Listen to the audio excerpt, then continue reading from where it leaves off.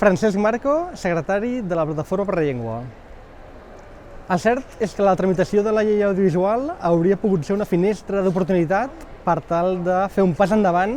en temes de llengua en el sector audiovisual. Tot i així, i malgrat les hores de feina, de reunions, de negociacions, al·legacions, esmenes que vam fer des de la Plataforma per la Llengua i des del conjunt d'entitats, amb AMESA, amb Consell LUA, entre d'altres, el cert és que aquesta ha sigut una oportunitat perduda perquè l'estat espanyol segueix sense reconèixer la riquesa lingüística i la diversitat cultural existent. En aquest sentit, malauradament, el sector audiovisual té una influència molt important pels infants, adolescents i joves del nostre país i, per tant, seguirem treballant